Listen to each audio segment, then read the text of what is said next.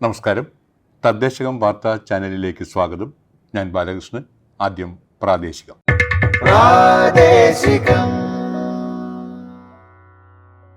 സംസ്ഥാനത്തെ 31 തദ്ദേശ വാർഡുകളിലെ ഉപതെരഞ്ഞെടുപ്പ് ഡിസംബർ 10 നടത്തുമെന്ന് സംസ്ഥാന തിരഞ്ഞെടുപ്പ് കമ്മീഷണർ എ ഷാജഹാൻ അറിയിച്ചു. എറണാകുളം, വയനാട്, കാസർഗോഡ് ഒഴികെ 11 ജില്ലകളിലായി 4 ബ്ലോക്ക് പഞ്ചായത്ത് വാർഡുകൾ, 3 മുനിസിപ്പാലിറ്റി വാർഡുകൾ, 23 ഗ്രാമപഞ്ചായത്ത് വാർഡുകളിലുമാണ് ഉപതെരഞ്ഞെടുപ്പ് നടത്തുന്നത്. നാമനിർദ്ദേശ പത്രിക നവംബർ 22 വരെ സമർപ്പിക്കാം. സൂക്ഷ്മ പരിശോധന 23-ന് വിവിധ കേന്ദ്രങ്ങളിൽ നടത്തും. പത്രിക നവംബർ 25 വരെ പിൻവലിക്കാം. വോട്ടെണ്ണൽ ഡിസംബർ 11 രാവിലെ 10 മണിക്ക് നടക്കും. വോട്ടെടുപ്പിനായി 192 പോളിംഗ് ബൂത്തുകൾ സജ്ജമാക്കും. തെരഞ്ഞെടുപ്പിനോടനുബന്ധിച്ച് മാതൃകാ പെരുമാറ്റച്ചട്ടവും നിലവിൽ വന്നു. അതത് വാർഡുകളിലും ഗ്രാമപഞ്ചായത്തുകളിലെ മുഴുവൻ പ്രദേശത്തും പെരുമാറ്റച്ചട്ടം ബാധകമാണ്. ബ്ലോക്ക്, ജില്ലാ പഞ്ചായത്തുകളിൽ ഉപതെരഞ്ഞെടുപ്പുള്ള വാർഡുകളിൽ ഉൾപ്പെടുന്ന ഗ്രാമപഞ്ചായത്ത് പ്രദേശത്താണ് പെരുമാറ്റച്ചട്ടമുള്ളത്. ഒക്ടോബറിൽ പ്രസിദ്ധീകരിച്ച അന്തിമ വോട്ടർ പട്ടിക പ്രകാരം 71,967 പുരുഷന്മാരും 79,087 സ്ത്രീകളും ഒരു ട്രാൻസ്ജെൻഡറും ഉൾപ്പെടെ ആകെ 1,51,055 വോട്ടർമാരാണ് ഉള്ളത്. വോട്ടർ പട്ടിക കമ്മീഷന്റെ www.sec.kerala.gov.in സൈറ്റിലും ബന്ധപ്പെട്ട തദ്ദേശ സ്ഥാപനങ്ങളിലും ലഭ്യമാണ്. ഗ്രാമപഞ്ചായത്ത്, മുനിസിപ്പാലിറ്റി, കോർപ്പറേഷൻ വാർഡുകൾ പുനർവിഭജിച്ചുകൊണ്ടുള്ള കരട് വിജ്ഞാപനം പുറപ്പെടുവിച്ചു. ജില്ലാ കളക്ടർമാർ നൽകിയ കരട് നിർദ്ദേശങ്ങൾ പരിശോധിച്ച് പ്രസിദ്ധീകരിക്കുന്നതിന് ഡീലിമിറ്റേഷൻ കമ്മീഷൻ യോഗം അനുമതി നൽകി. ഡിസംബർ 3 വരെ കരട് വിജ്ഞാപനം സംബന്ധിച്ച ആക്ഷേപങ്ങളും അഭിപ്രായങ്ങളും സമർപ്പിക്കാം. ഡീലിമിറ്റേഷൻ കമ്മീഷൻ സെക്രട്ടറിക്കോ ജില്ലാ കളക്ടർക്കോ നേരിട്ടോ രജിസ്റ്റേർഡ് തപാലിലോ ആക്ഷേപങ്ങൾ നൽകാം. ഇതാദ്യമായാണ് ഡിജിറ്റൽ സാങ്കേതികവിദ്യ ഉപയോഗിച്ച് എല്ലാ വാർഡുകളുടെയും അതിർത്തികൾ പുനർനിർണയിച്ചിട്ടുള്ളത്. ഇൻഫർമേഷൻ കേരള മിഷൻ തയ്യാറാക്കിയ ക്യൂഫീൽഡ് ആപ്പാണ് ഇതിനായി ഉപയോഗിച്ചത്. ഈ മാനദണ്ഡപ്രകാരം ഗ്രാമപഞ്ചായത്തുകളിൽ 1375 വാർഡുകളും, മുനിസിപ്പാലിറ്റികളിൽ 128 വാർഡുകളും, കോർപ്പറേഷനുകളിൽ 7 വാർഡുകളും പുതിയതായി നിലവിൽ വരും. നിർദ്ദിഷ്ട വാർഡിൻ്റെ അതിർത്തികളും ജനസംഖ്യയും ഭൂപടവുമാണ് കരട് വിജ്ഞാപനത്തോടൊപ്പമുള്ളത്. കരട് വിജ്ഞാപനം അതത് തദ്ദേശ സ്ഥാപനങ്ങളിലും ജില്ലാ കളക്ടറേറ്റുകളിലും www.delimitation.lstkerala.gov.in വെബ്സൈറ്റിലും പരിശോധനയ്ക്ക് ലഭ്യമാണ്. ഇന്നവേഷൻസ് ഇൻ സോഷ്യൽ ഓഡിറ്റ് ശില്പശാലയ്ക്ക് കില വേദിയായി. കിലയുടെ തൃശൂർ ആസ്ഥാനത്ത് സോഷ്യൽ ഓഡിറ്റ് യൂണിറ്റ് കേരള സംഘടിപ്പിച്ച ശില്പശാല director general A Nizamuddin IAS ഉദ്ഘാടനം ചെയ്തു. Social audit society director doctor N Ramakanthan അധ്യക്ഷനായി. MIS വിദഗ്ധ നൈന മരിയ വർഗീസ് ഉൾപ്പെടെയുള്ളവർ ശില്പശാലയിൽ സംസാരിച്ചു. നവംബർ 15, 16 തീയതികളിലായാണ് ദ്വിദിന ശില്പശാല സംഘടിപ്പിച്ചത്. നാഷണൽ ഇൻസ്റ്റിറ്റ്യൂട്ട് ഓഫ് സോഷ്യൽ ഡിഫൻസും കിലയുമായി സഹകരിച്ച് സാമൂഹിക പ്രതിരോധ വിഷയങ്ങൾ സംബന്ധിച്ച് ത്രിദിന പരിശീലനം സംഘടിപ്പിച്ചു. കിലയുടെ കൊട്ടാരക്കര CHRD സെന്ററിൽ നടന്ന പരിശീലനം CHRD ഡയറക്ടർ V സുദേശൻ ഉദ്ഘാടനം ചെയ്തു. കോഴ്സ് ഡയറക്ടറും കില ഫാക്കൽറ്റിയുമായ ഡോക്ടർ അമൃതരാജ് M ആമുഖമായി സംസാരിച്ചു.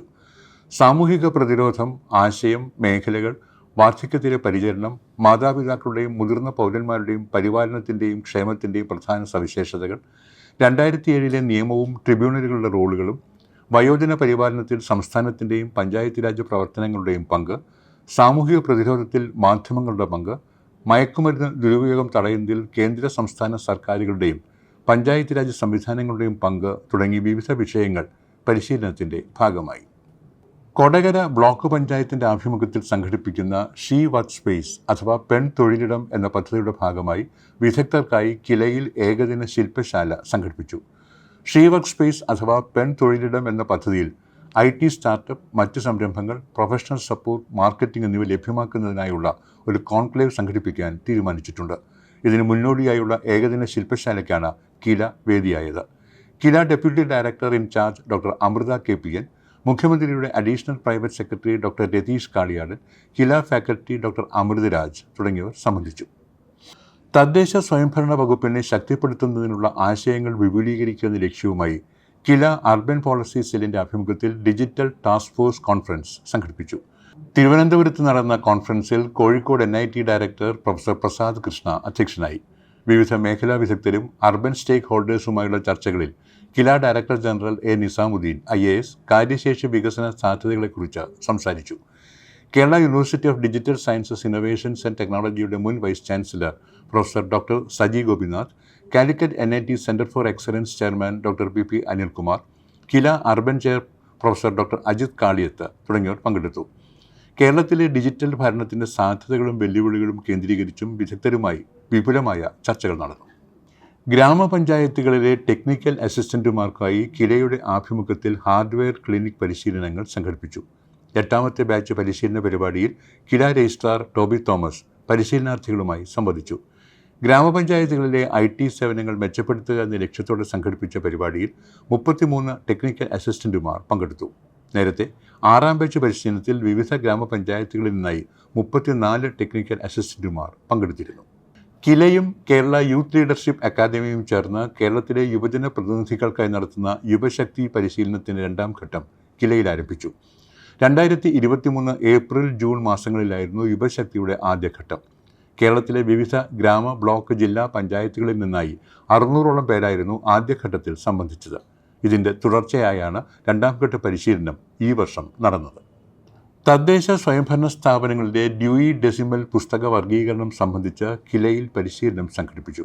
ലൈബ്രറിയന്മാർക്കായി പുസ്തക വർഗീകരണ പദ്ധതിയിലും ഇൻഫർമേഷൻ മാനേജ്മെൻറ്റിലുമാണ് പരിശീലനം നൽകിയത്. KILA assistant librarian in-charge doctor O Manju ആമുഖാവതരണം നടത്തി. അബ്ദുള്ള ഇരിങ്ങൽത്തൊടി, സജിത രാധാകൃഷ്ണൻ, ഡോക്ടർ പ്രശാന്ത് M തുടങ്ങിയവർ ക്ലാസുകളെടുത്തു. പട്ടികവർഗ ജനതയുടെ വികസനം ലക്ഷ്യമിട്ടുള്ള ധർത്തി ആഭ ജനജാതീയ ഗ്രാം ഉത്കർഷ് അഭിയാൻ പദ്ധതിയുടെ സംസ്ഥാനതല ഉദ്ഘാടനം കേന്ദ്ര സഹമന്ത്രി അഡ്വക്കേറ്റ് ജോർജ് കുര്യൻ നിർവഹിച്ചു. ദേശീയതല ഉദ്ഘാടനം ബീഹാറിലെ ജമുയി ജില്ലയിൽ പ്രധാനമന്ത്രി നരേന്ദ്രമോദിയാണ് നിർവഹിച്ചത്. ഇടുക്കി MP ഡീൻ കുര്യാക്കോസ് അധ്യക്ഷത വഹിച്ചു.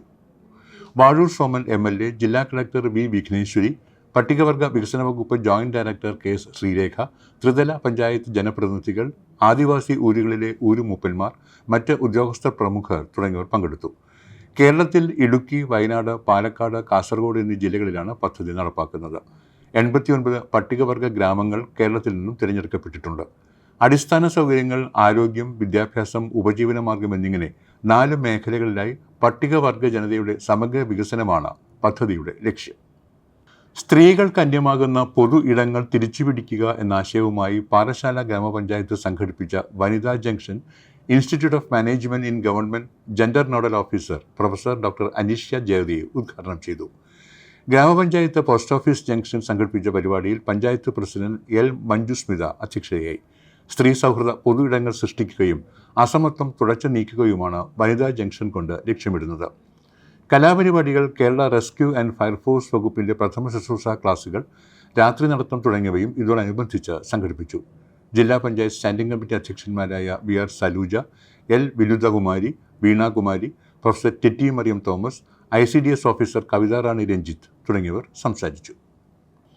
ജലസമൃദ്ധം പിണറായി പഞ്ചായത്ത് പദ്ധതിയുടെ ഭാഗമായി നവീകരിച്ച മുട്ടേരിക്കുളം മന്ത്രി രാമചന്ദ്രൻ കടന്നപ്പള്ളി ഉദ്ഘാടനം ചെയ്തു. Thalassery block panchayat president CP Anitha അധ്യക്ഷത വഹിച്ചു. പിണറായി ഗ്രാമപഞ്ചായത്ത് പ്രസിഡന്റ് KK രാജീവൻ മുഖ്യാതിഥിയായി. കേരള സർക്കാരിൻ്റെ ജലസംരക്ഷണ യജ്ഞത്തിൻ്റെ ഭാഗമായി മുട്ടേരി വീട് ക്ഷേത്ര കമ്മിറ്റി പിണറായി പഞ്ചായത്തിന് വിട്ടു നൽകിയ പിണറായി കിഴക്കും ഭാഗത്തെ ക്ഷേത്രക്കുളമാണ് നവീകരിച്ചത്. ചടങ്ങിൽ പിണറായി ഗ്രാമപഞ്ചായത്ത് ബാലസൗഹൃദം പദ്ധതിയുടെ ഭാഗമായി കുട്ടികൾക്കുള്ള മുന്നറിയിപ്പ് ബോർഡുകളും മന്ത്രി അനാച്ഛാദനം ചെയ്തു. AE വെറോണി പദ്ധതി വിശദീകരണം നടത്തി.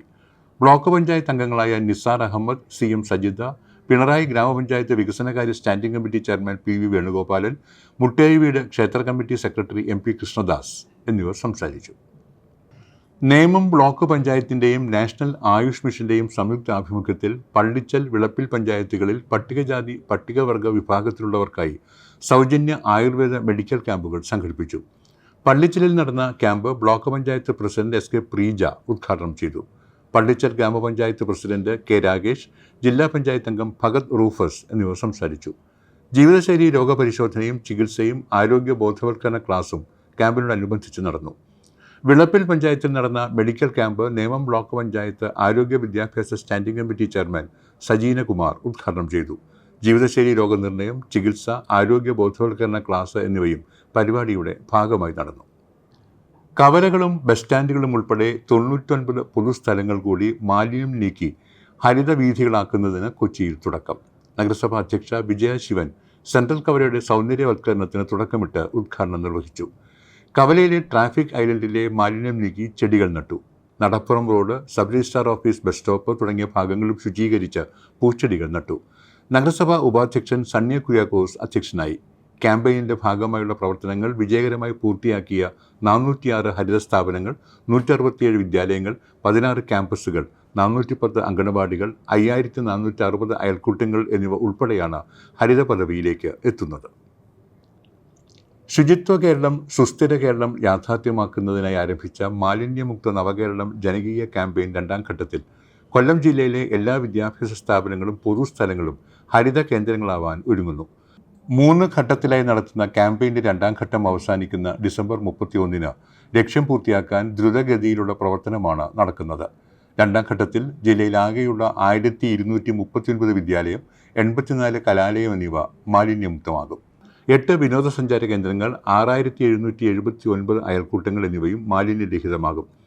തദ്ദേശ സ്ഥാപനങ്ങളിലെ ഒരു ടൗൺ പ്രദേശം ശുചീകരിച്ച് സൗന്ദര്യവൽക്കരിക്കുന്ന പ്രവർത്തനം 50% പൂർത്തിയാക്കും.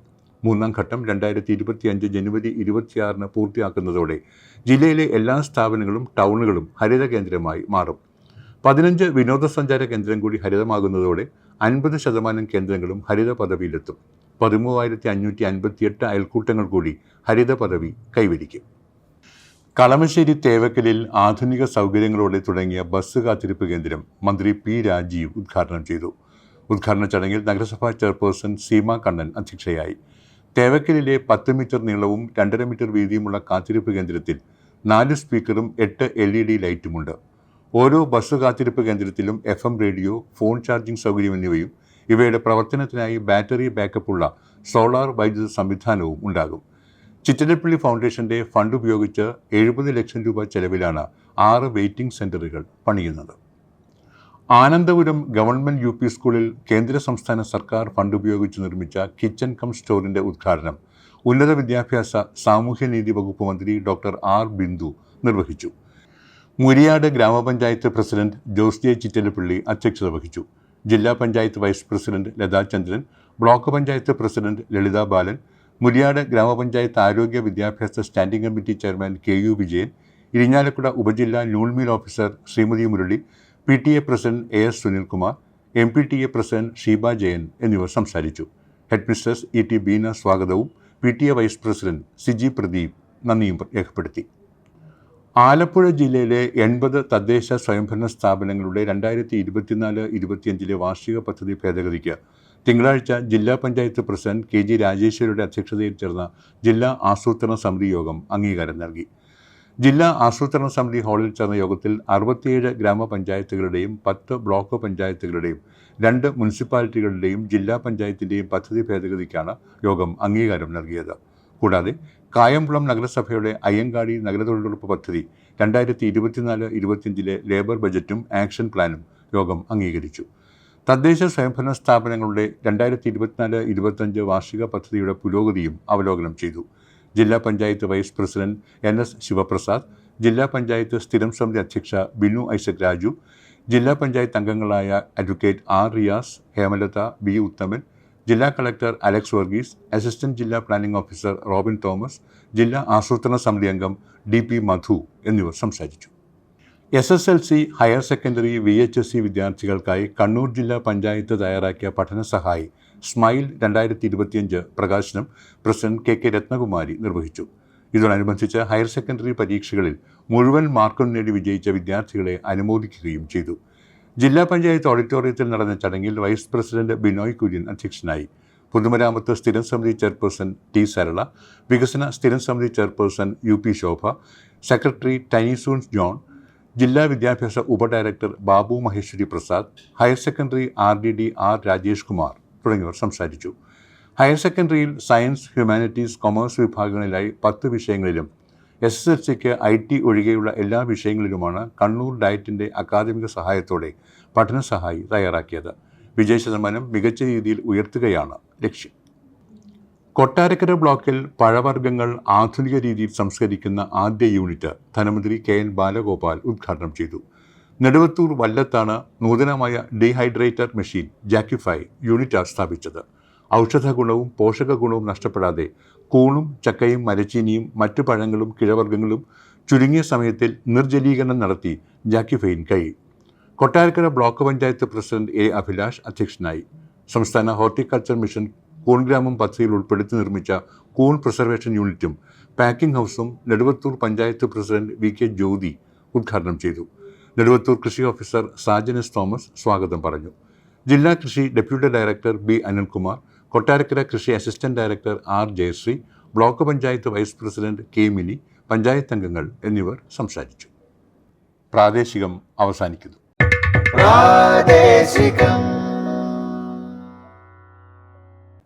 നേർക്കാഴ്ച.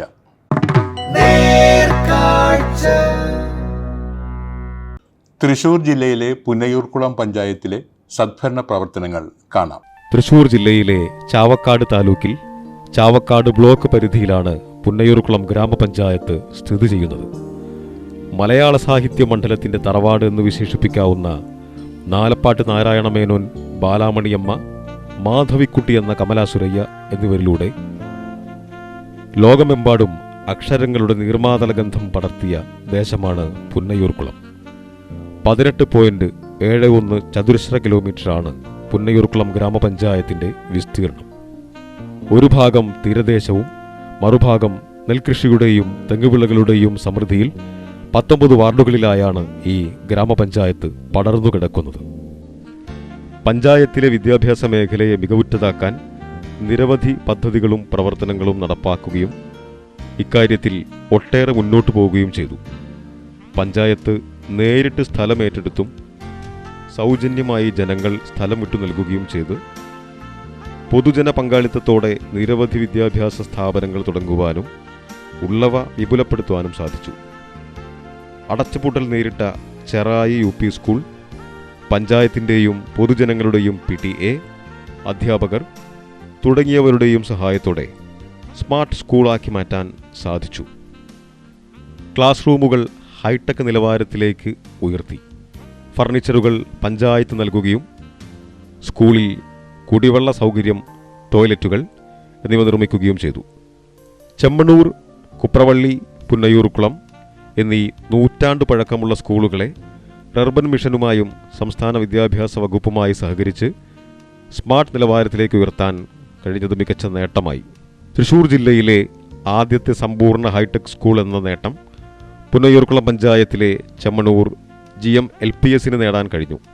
ഇവിടെ വിദ്യാർത്ഥികളുടെ കലാസാഹിത്യവും പൊതു അറിവും മികവുറ്റതാക്കുന്നതിനായി ഒരു റേഡിയോ റൂം പ്രവർത്തിക്കുന്നുണ്ട്. പഞ്ചായത്തിലെ എല്ലാ സ്കൂളുകളെയും അംഗപരിമിത സൗഹൃദമാക്കുകയെന്ന ലക്ഷ്യവും റാമ്പുകൾ നിർമ്മിക്കുക വഴി നടപ്പാക്കി. MLA ഫണ്ട് ഉപയോഗപ്പെടുത്തി യാത്രാ സൗകര്യങ്ങൾക്കായി ഏർപ്പെടുത്തിയ സ്കൂൾ ബസ്സുകൾ പാവപ്പെട്ട വിദ്യാർത്ഥികൾക്ക് ഏറെ പ്രയോജനകരമാണ്. ഫുഡ് ഫെസ്റ്റുകൾ ഉൾപ്പെടെയുള്ള പാഠ്യേതര പ്രവർത്തനങ്ങളിലൂടെ വിദ്യാർത്ഥികൾക്ക് പുതിയ മാതൃകകൾ സ്വായത്തമാക്കുവാൻ ശീലിപ്പിക്കുന്നു.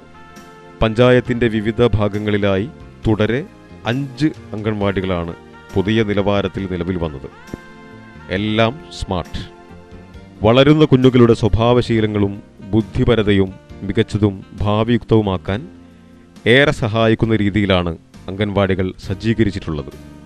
പ്ലേ ഹാളുകൾ, ബേബി ഫ്രണ്ട്ലി ടോയ്ലറ്റുകൾ, ഭിന്നശേഷി റാമ്പുകൾ, വിശ്രമമുറികൾ, വർണ്ണചിത്ര ചുമരുകൾ എന്നിവയുള്ള അംഗൻവാടികളിലൂടെ കുരുന്നുകളുടെ വളർച്ചയെ സഹായകരമാക്കുവാൻ പഞ്ചായത്തിന് കഴിഞ്ഞു.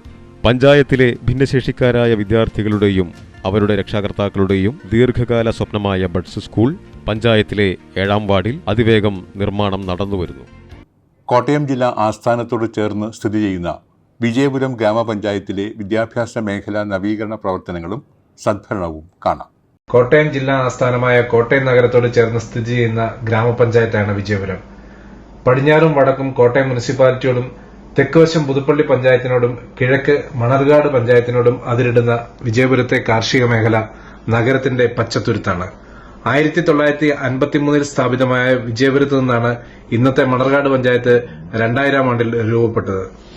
നഗരത്തോട് ചേർന്ന് 50,000-ഓളം ആളുകൾ തിങ്ങിപ്പാർക്കുന്ന വിജയപുരം പഞ്ചായത്ത് നികുതി വരുമാനത്തിലും വിദ്യാഭ്യാസ സ്ഥാപനങ്ങളും തൊഴിൽ സ്ഥാപനങ്ങളും കൊണ്ട് സാമ്പത്തികമായും സാംസ്കാരികപരമായും ഉന്നതിയിൽ നിൽക്കുന്ന പഞ്ചായത്തുമാണ്. പഞ്ചായത്തിന്റെ വികസന പ്രവർത്തനങ്ങൾക്ക് ഭരണസമിതിയുടെയും ജീവനക്കാരുടെയും ഒത്തൊരുമയോടെയുള്ള പ്രവർത്തന ഫലമായി 2022-23 സാമ്പത്തിക വർഷത്തിൽ 100% പദ്ധതി നിർവഹണത്തിലും നികുതി പിരിവിൽ ജില്ലയിൽ മികച്ച നേട്ടം കൈവരിക്കുന്നതിനും സാധിച്ചു. പഞ്ചായത്ത് ഓഫീസ് കെട്ടിടത്തിൽ തന്നെ ഏറ്റവും ആധുനിക രീതിയിൽ ശീതീകരിച്ച കമ്മ്യൂണിറ്റി ഹാൾ പ്രവർത്തിക്കുന്നു. നിരവധിയായ സമ്മേളനങ്ങളും ക്ലാസുകളും ഇവിടെ നടന്നുവരുന്നു. സാധാരണക്കാർക്കും കുറഞ്ഞ ചിലവിൽ ആഡംബര ഹാൾ സാധ്യമാക്കുക എന്ന ഉദ്ദേശത്തിൽ നിർമ്മിച്ചതാണിത്. കമ്മ്യൂണിറ്റി ഹാളിനോട് ചേർന്ന് തന്നെ ശീതീകരിക്കാത്ത മറ്റൊരു ഹാൾ നിർമ്മിച്ചു. പാർക്കിങ്ങിന് മുകളിലായി നിർമ്മിച്ച ഹാളിലും സമ്മേളനങ്ങൾ നടത്തുന്നതിനും ഭക്ഷണം കഴിക്കുന്നതിനുള്ള സൗകര്യവും ഏർപ്പെടുത്തിയിരിക്കുന്നു. സംസ്ഥാന സർക്കാരിന്റെ നവകേരളം പദ്ധതിയുടെ ഭാഗമായി ദേശീയപാതയോട് ചേർന്ന് ടേക്ക് എ ബ്രേക്ക് എന്ന ശുചിമുറി പദ്ധതി നിർമ്മാണം പൂർത്തിയാക്കി പ്രവർത്തിച്ചു വരുന്നു. കോട്ടയം നഗരത്തോട് ചേർന്ന് പ്രകൃതി രമണീയമായ വടവാതൂർ മോസ്കോ ബണ്ട് റോഡിൽ മീനന്തറ ടൂറിസം പദ്ധതി സ്ഥിതി ചെയ്യുന്നു. ഇവിടെ ആദ്യഘട്ടമായി 20 ലക്ഷം രൂപ മുടക്കി കുട്ടികൾക്കായി മിനി പാർക്ക് നിർമ്മിച്ച് തുറന്നുകൊടുത്തു. വിശാലമായ പാടശേഖരത്തോട് ചേർന്ന് വിശ്രമ കേന്ദ്രങ്ങളും ഇരിപ്പിടങ്ങളും ക്രമീകരിച്ചിരിക്കുന്നു. ഗ്രാമീണ ടൂറിസത്തിന് പ്രാധാന്യം നൽകി കൂടുതൽ പദ്ധതികൾ പഞ്ചായത്ത് വിഭാവനം ചെയ്തു വരുന്നു. കോട്ടയം നഗരത്തോട് ചേർന്ന് ഏറ്റവും കുറഞ്ഞ ചെലവിൽ മൃതസംസ്കാരം നടത്തുന്നതിനായി 70 ലക്ഷം രൂപ വകയിരുത്തി വാതക ശ്മശാനത്തിന്റെ നിർമ്മാണ പ്രവൃത്തികൾ നടന്നുവരുന്നു. കോവിഡ് പോലെയുള്ള മഹാമാരികളിൽ നഗരങ്ങളിൽ മൃതദേഹ സംസ്കാരത്തിന്റെ പ്രായോഗിക പ്രശ്നങ്ങൾ കണക്കിലെടുത്തുകൊണ്ടുള്ള പഞ്ചായത്തിന്റെ പദ്ധതി 2023 അവസാനം നടപ്പിൽ വരുന്നതുമാണ്. ആയതിന്റെ ആദ്യഘട്ടം പൂർത്തീകരിച്ചിട്ടുള്ളതാണ്. പഞ്ചായത്ത് ഓഫീസും വിട്ടുകിട്ടിയ അനുബന്ധ സ്ഥാപനങ്ങളും കൂടാതെ പഞ്ചായത്തിന്റെ കീഴിലുള്ള മുഴുവൻ സർക്കാർ സ്കൂളുകളിലും പ്രാഥമിക ആരോഗ്യ കേന്ദ്രവും പൂർണ്ണമായും സൌരോർജ്ജത്തിൽ പ്രവർത്തിച്ചു വരുന്നു. പാറമ്പുഴ പ്രാഥമിക ആരോഗ്യ കേന്ദ്രത്തിന്റെ ഉപകേന്ദ്രമായ മാങ്ങാന സബ് സെന്റർ വളരെ ശോചനീയ അവസ്ഥയിലായിരുന്നത് 30 ലക്ഷം രൂപ മുതൽ മുടക്കി ആധുനിക സംവിധാനത്തോടുകൂടിയുള്ള പുതിയ കെട്ടിടത്തിൽ പ്രവർത്തിക്കുന്നു.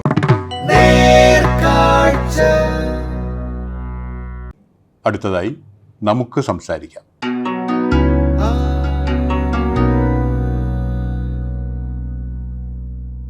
കോട്ടയം ജില്ലയിലെ അതിരമ്പുഴ ഗ്രാമപഞ്ചായത്ത് പ്രസിഡന്റ് ജോസ് അമ്പലക്കുളമാണ് ഇന്ന് നമുക്ക് സംസാരിക്കാൻ പരിപാടിയോടൊപ്പമുള്ളത്. ഞാൻ അതിരമ്പുഴ ഗ്രാമപഞ്ചായത്ത് പ്രസിഡന്റാണ്. കോട്ടയം ജില്ലയിൽ ആണ് അതിരമ്പുഴ പഞ്ചായത്ത് സ്ഥിതി ചെയ്യുന്നത്. പഞ്ചായത്തിനെ സംബന്ധിച്ചിടത്തോളം പറയുകയാണെങ്കിൽ നമ്മൾ ഇത്ര വിദ്യാഭ്യാസ മേഖലയുള്ള ഒരു പഞ്ചായത്ത് ഇന്ന് കോട്ടയം ജില്ലയിലില്ല.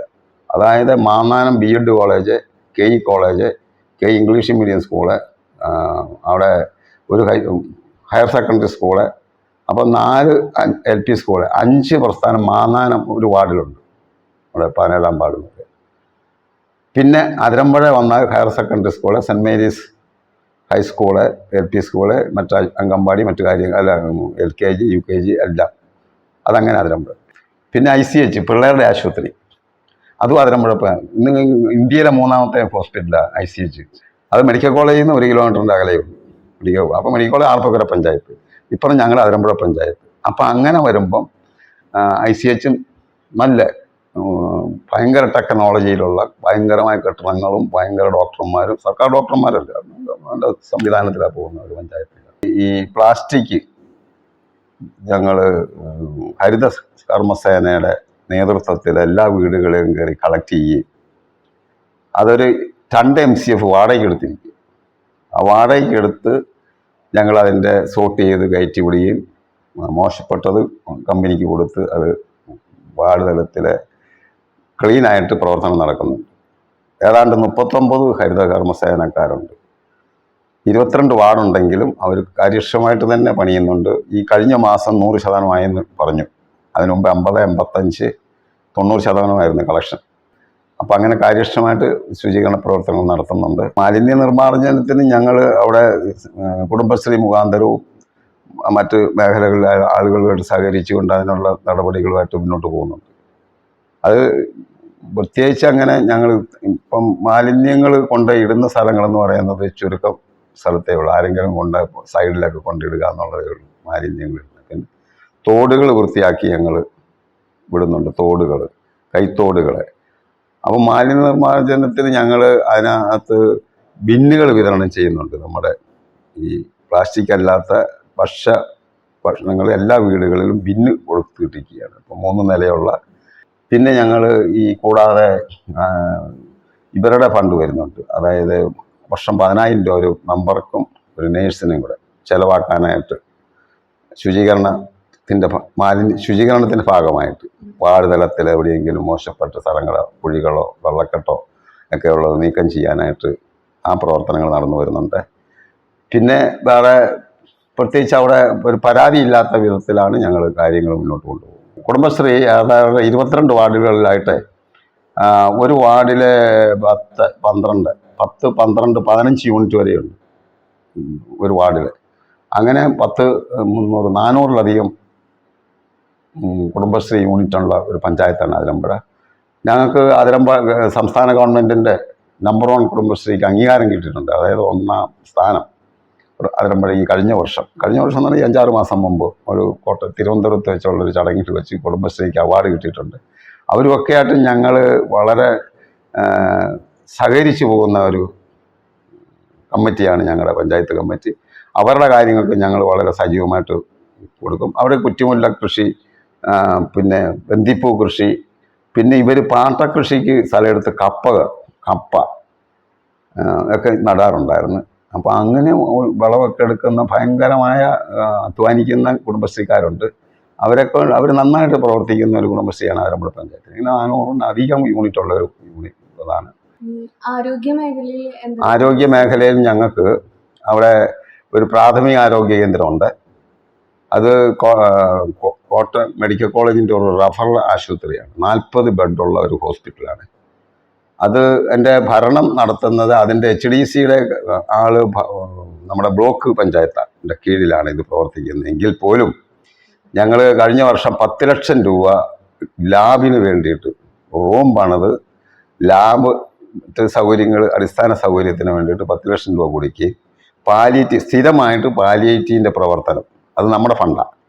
ഏതാണ്ട് 5 ലക്ഷം രൂപയോളം ഒരു വർഷം പ്രവർത്തിക്കാൻ കൊടുക്കുന്നുണ്ട്. പിന്നെ ഒരു നേഴ്സിൻ്റെ ശമ്പളം നമ്മൾ കൊടുക്കുന്നുണ്ട്, പാലിയേറ്റീവ് നടത്താൻ ഒരു നേഴ്സിൻ്റെ. അപ്പം അങ്ങനെ എല്ലാ വർഷവും നടത്തിക്കൊണ്ടു പോകുന്ന ഒരു പ്രസ്ഥാനമാണ് നമ്മൾ. പാലിയേറ്റീവ് എന്ന് തുടങ്ങിയോ അന്ന് മുതൽ അതിരമ്പുഴ പഞ്ചായത്താണ് അതിൻ്റെ മേൽനോട്ടം. എങ്കിലും ബ്ലോക്ക് പഞ്ചായത്ത് കെട്ടിടങ്ങൾ നിർമ്മിക്കുകയും ചെയ്യുന്നുണ്ട്. പക്ഷെ ഞങ്ങൾ കെട്ടിടം നിർമ്മിക്കാനും ഫണ്ട് യഥാസമയത്ത് ഇടയ്ക്കൊക്കെ ഞങ്ങൾ അതിരമ്പുഴ ഗ്രാമപഞ്ചായത്ത് സഹായിക്കുന്നുണ്ട്. അപ്പോൾ അവിടെ ദിവസം ചൊവ്വ വെള്ളി ദിവസങ്ങളിൽ 500-ലധികം രോഗികൾ അവിടെ വരുന്നുണ്ട്. ഈയിടെ ദിവസങ്ങളിൽ 250-300-ലധികം രോഗികൾ വരുന്നുണ്ട്. സ്ത്രീകൾക്കും കുട്ടികൾക്കും വേണ്ടി എന്തെല്ലാം സ്ത്രീകൾക്കും കുട്ടികൾക്കൊക്കെ അംഗൻവാടി മുഖാന്തരം ഏതാണ്ട് 36 അംഗൻവാടി ഞങ്ങളുടെ പഞ്ചായത്തിലുണ്ട്. അപ്പോൾ അതിനകത്ത് സ്ത്രീകളും കുട്ടികൾക്കുള്ള പോഷകാഹാരങ്ങൾ മറ്റു കാര്യങ്ങളെല്ലാം മലയൂട്ടിലുള്ള പരിപാടികൾ അതെല്ലാം നടത്തുന്നുണ്ട്. നല്ല അംഗൻവാടി പ്രവർത്തിക്കുന്ന കുട്ടികൾ, നല്ല ടീച്ചർമാരുണ്ട്. ടീച്ചർമാരെ നോക്കിയും കുട്ടികളെ കൊണ്ട് വിടുന്ന ഒരവസ്ഥയുണ്ട്. ഹൈടെക് അംഗൻവാടികളുണ്ട്. പടമൊക്കെ വരച്ച് പിള്ളേരെയൊക്കെ സന്തോഷിപ്പിക്കാനുള്ള എല്ലാ പരിപാടികളും നടക്കുന്ന അംഗൻവാടികളുണ്ട്. കാര്യക്ഷമമായിട്ട് നന്നായിട്ട് പോകുന്നുണ്ട് ഒരു പഞ്ചായത്താണ്. ഏതാണ്ട് 40 ലക്ഷം രൂപയോളം ഞങ്ങൾ അംഗൻവാടിക്ക് ഫുഡിനും മറ്റു കാര്യങ്ങൾക്കെല്ലാം പഞ്ചായത്ത് എല്ലാ വർഷവും പ്രോജക്റ്റിൽ ഉൾപ്പെടുത്തി പോകുന്നുണ്ട്. അങ്ങനെ ദുരന്ത നിവാരണത്തിന് ഞങ്ങൾക്ക് അവിടെ ഒരു ദുരന്ത നിവാരണ കമ്മിറ്റിയുണ്ട്. പക്ഷേ അത് ഞങ്ങൾക്ക് അവിടെ ഒരു വെള്ളപ്പൊക്കത്തിൻ്റെ സംവിധാനങ്ങളോ മറ്റ് വലിയ വിഷയങ്ങളുള്ള ഒരു പഞ്ചായത്തല്ല. എങ്കിലും ഞങ്ങൾക്ക് എമർജൻസിക്ക് ഞങ്ങൾ അവിടെ സ്കൂളുകൾ കയറ്റി താമസിപ്പിക്കാനുള്ള അടിസ്ഥാന ആരെങ്കിലും എവിടെയെങ്കിലും ബുദ്ധിമുട്ടുണ്ട്. അത് ചുരുക്കം 8-10 വീട്ടിൽ കൂടുതൽ, അല്ലെങ്കിൽ 10-20 വീട്ടിൽ കൂടുതൽ വരത്തില്ല. അങ്ങനെ അവരാരും വരത്തുമില്ല. ഞങ്ങളുടെ അവിടെയുള്ള ഒരു പ്രത്യേകത. ഇപ്പം ഞാൻ എൻ്റെ വാർഡിൽ ഒരു കാലഘട്ടത്തിൽ 5 കൊല്ലം മുമ്പ് 4 കൊല്ലം മുമ്പ് തോട് കവിഞ്ഞ് ഈ വീടിൻ്റെ മുറ്റത്ത് വെള്ളം കയറുന്നത് കൊണ്ട് ഈ ആളുകളെല്ലാം സ്കൂളിൽ കൊണ്ടേ ആക്കും. ഒരു 10-30 വീട്ടുകാരെ കൊണ്ടേ ആക്കുമായിരുന്നു. ഞാൻ വന്നു കഴിഞ്ഞിട്ട് എന്ത് ചെയ്തു, ഈ തോട് മുഴുവൻ ആഴം കൂട്ടി വൃത്തിയാക്കിയപ്പം വെള്ളം വന്നാലും നേരെ ഒരു പെണ്ണാർതോടുണ്ട്. അതിരമ്പുഴ പെണ്ണാർതോട് കുമരകം ആയിട്ട് ബന്ധിപ്പിക്കുന്ന ഒരു തോടുണ്ട്. ആ തോട്ടിലേക്ക് വെള്ളം പോകും. ഈ 4 വർഷമായിട്ട് ഇതുവരെ ഒരു ഒറ്റയാളെ പോലും നമ്മൾ അവിടുത്തെ സ്കൂളിൽ കൊണ്ടേ കിടത്താനുള്ള സാഹചര്യം ഉണ്ടായിട്ടില്ല. അപ്പോൾ അതോ കാലാകാലങ്ങളിൽ നമ്മൾ തോട് വൃത്തിയാക്കിയാൽ മതി. അപ്പോൾ അത് കാരണം എല്ലാ മേഖലയിലെയും തോടുകളൊക്കെ ഞങ്ങൾ വൃത്തിയാക്കി പരിപാടി നടത്തുന്നുണ്ട്. കാർഷിക മേഖല എന്ന് പറഞ്ഞാൽ ഞങ്ങളുടെ അവിടെ നെൽകൃഷി ചെയ്യുന്ന ഒരു പ്രദേശത്തുണ്ട്. അതേതാണ്ട് ഒരു 9 ഏക്കറോളം കൃഷിക്കാർ നമ്മൾ കൃഷിഭവൻ്റെ സഹായത്തോടെ നേതൃത്വത്തിൽ സബ്സിഡികളൊക്കെ കൊടുത്തുകൊണ്ട് വളം സബ്സിഡി നമ്മൾ കാർഷിക മേഖലയിൽ കൊടുക്കുന്നുണ്ട്. അപ്പം 9 ഏക്കർ നെൽകൃഷി അവിടെ നടക്കുന്നുണ്ട്. അതിന് വിത്ത് വരെ അവിടെ സബ്സിഡി ആയിട്ട് കൊടുക്കുന്നുണ്ട് കർഷകർക്ക്. പിന്നെ കൂടാതെ കൃഷിഭവൻ മുഖാന്തരം ഞങ്ങൾ 50% സബ്സിഡി കൊടുത്തുകൊണ്ട് 25 ലക്ഷം രൂപ കൃഷിക്കാർക്ക് വളം സബ്സിഡി. അപ്പം 10 സെൻറ്റ് മുതലുള്ള മുകളിലോട്ട് 5 ഏക്കർ വരെയുള്ള ആളുകൾക്ക് വളം പരമാവധി 5000 രൂപ വരെ കൊടുക്കാനുള്ള സബ്സിഡി എല്ലാ വർഷവും. ഈ പദ്ധതി എന്ന് തുടങ്ങിയോ അന്ന് മുതൽ ഞങ്ങൾ 10 ലക്ഷം ആദ്യകാലത്ത് കൊടുക്കുമായിരുന്നു.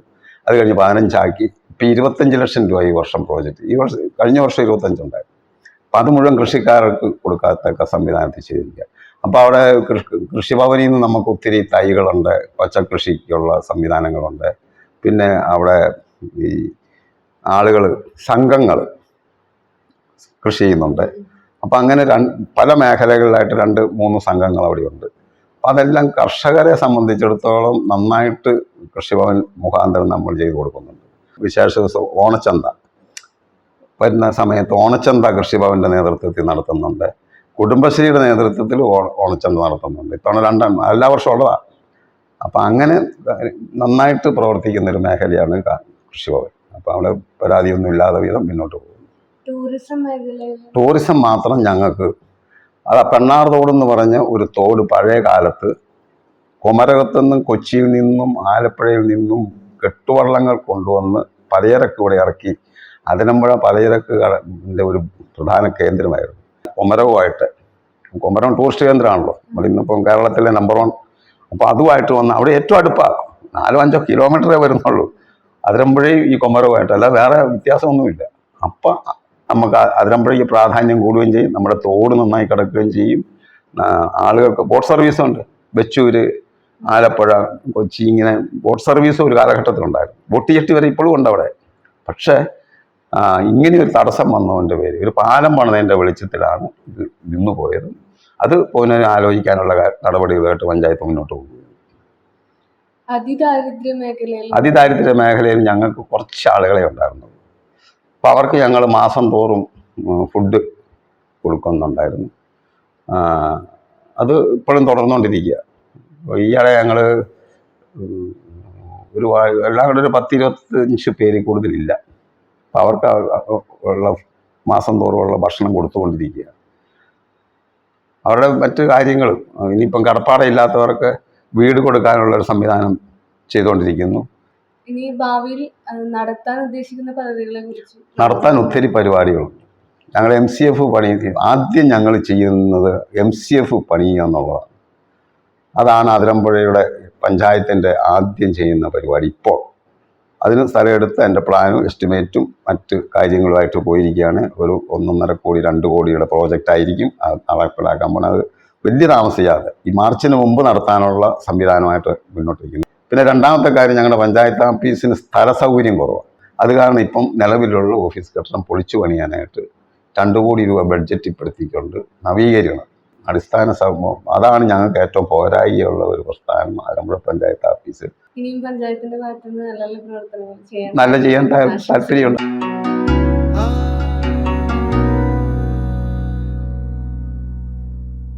തദ്ദേശകം അവസാനിക്കുന്നു. അടുത്തയാഴ്ച ഇതേ സമയം വീണ്ടും. തദ്ദേശകം.